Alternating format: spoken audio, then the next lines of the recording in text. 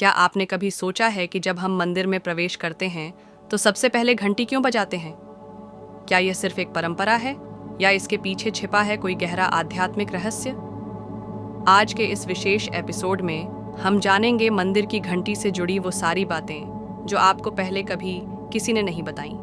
तो जुड़े रहिए हमारे साथ अंत तक और जानिए घंटी की अद्भुत शक्ति।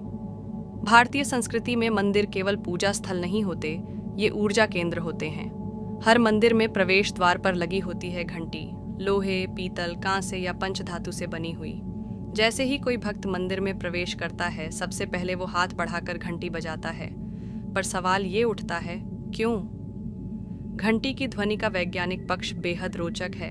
जब घंटी बजाई जाती है तो वह एक विशेष प्रकार की ध्वनि उत्पन्न करती है, जिसकी आवृत्ति होती है लगभग 528 हर्ट्ज से 1100 हर्ट्ज तक। यह ध्वनि न केवल हमारे कानों को गूंजती है, बल्कि हमारे मस्तिष्क और तंत्रिका तंत्र को भी प्रभावित करती है।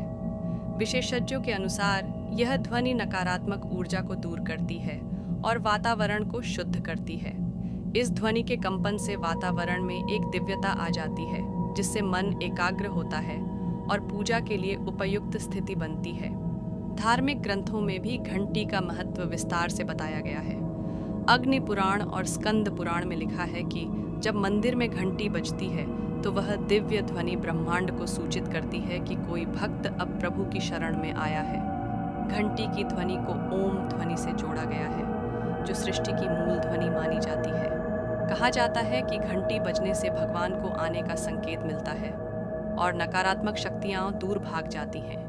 यह एक प्रकार की चेतना जागृत करने की प्रक्रिया है। प्राचीन काल में घंटियां पंचधातु से बनाई जाती थीं। सोना, चांदी, तांबा, जस्ता और लोहा। इनका संबंध पृथ्वी, जल, अग्नि, वायु और आकाश, इन पंच तत्वों से होता है। घंटी बजाते ही यह पंच तत्व संतुलित होते हैं और हमारे अंदर की ऊर्जा प्रणाली को सक्रिय करते हैं। यही कारण है कि कई लोग ध्यान से पहले घंटी बजाते हैं ताकि उनका मन केंद्रित हो सके। मनोविज्ञान की दृष्टि से देखें तो घंटी बजाने की क्रिया एक मानसिक परिवर्तन लाती है। जब कोई घंटी बजाता है तो उसका मस्तिष्क अल्फा वेव्स की अवस्था में पहुंच जाता है, जो ध्यान की अवस्था है। इससे तनाव, चिंता और भय दूर होता है, एकाग्रता बढ़ती है और व्यक्ति आंतरिक रूप से शांत अनुभव करता है। वास्तुशास्त्र के अनुसार घंटी की ध्वनि घर और मंदिर के कोनों में छुपी हुई नकारात्मक ऊर्जा को नष्ट करती है। इसलिए घरों में पूजा कक्ष में छोटी घंटी रखने की परंपरा है।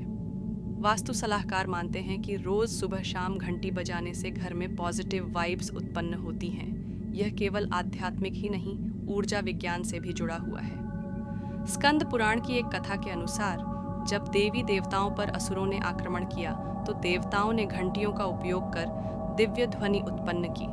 उस ध्वनि से असुर भ्रमित हो गए और भाग गए। तभी से घंटी को रक्षात्मक शक्ति के रूप में पूजा जाने लगा। भगवान शिव के गले में जो डमरू है, वह भी एक प्रकार की दिव्य ध्वनि उत्पन्न करता है, जो संसार की उत्पत्ति और संहार दोनों का प्रतीक है। भारत के विभिन्न मंदिरों में अलग अलग प्रकार की घंटियां होती हैं। कुछ मंदिरों में घंटियां 100 किलो से अधिक भारी होती हैं और उनका स्वर बहुत दूर तक गूंजता है। काशी विश्वनाथ मंदिर की घंटी, बेल्लूर मंदिर, कर्नाटक की विशाल कांसे की घंटी, बद्रीनाथ मंदिर की पंचधातु घंटी, इन सभी में विशेषतः ध्वनि की शक्ति को ध्यान में रखकर इन्हें बनाया गया है। कुछ वर्षों पहले एक जापानी वैज्ञानिक ने एक प्रयोग किया, जिसमें उन्होंने मंदिर की घंटी की ध्वनि को पानी के कणों पर प्रभाव देख रिजल्ट में पानी के कणों ने सुंदर व दिव्य आकृतियां बनाई, जैसे फूल और मंडल। इससे सिद्ध हुआ कि घंटी की ध्वनि केवल सुनने के लिए नहीं, बल्कि वह कंपन उत्पन्न करती है जो हमारे अंदर सकारात्मकता लाती है। जब अगली बार आप मंदिर जाएं और घंटी बजाएं तो उसे मात्र रस्म न समझें। जानिए कि आप एक ब्रह्मांडीय ऊर्जा को सक्रिय कर रहे हैं, अपने मन को शुद्ध कर रहे हैं और प्रभु को आमंत्रण दे रहे हैं। घंटी की यह ध्वनि आपको संसार की माया से निकालकर प्रभु की शरण में लाती है। यही कारण है कि कहा गया है, घंटी बजाओ और प्रभु को पुकारो। ध्यान, पूजा, साधना सबकी शुरुआत होती है एक टुनक की ध्वनि से। तो भक्तों, उम्मीद है आपको यह जानकारी रोचक और ज्ञानवर्धक लगी होगी।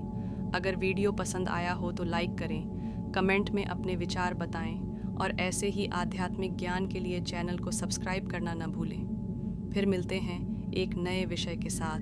जय श्री राम।